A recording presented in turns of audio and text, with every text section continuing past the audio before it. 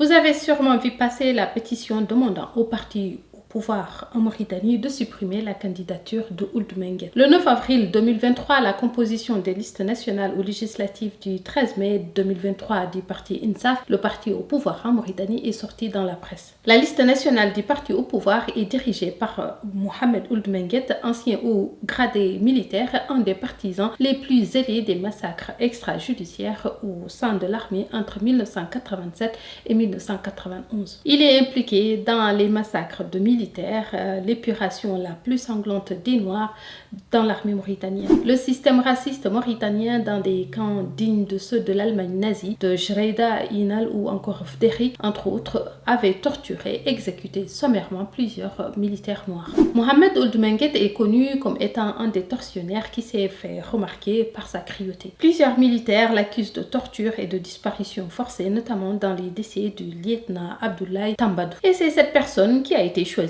comme tête de liste par le parti au pouvoir. Ould Menguette, le Mengele saharien, est l'auteur présumé de l'assassinat de plusieurs soldats et officiers noirs dans les camps militaires qu'il commandait. Selon Mohamed Sy, un rescapé dans des camps de concentration, le colonel Elival, qui fut président après cela, et le général de l'armée actuel Ould Menguette ont été personnellement impliqués dans la disparition forcée de soldats mauritaniens. Et c'est pas seulement des analyses ou des recoupements, mais des témoignages directs de personnes qui sont encore vivantes. Je vais lire un passage de son livre qui parle particulièrement de cet épisode impliquant Ould Menguette. La porte s'ouvre, le lieutenant Yazid Ould Moulay Eli pénètre dans la chambre. Il est suivi par les trois capitaines Sidna, Elival et Menguette. Il ne pose pas de questions. Il nous regarde avec mépris.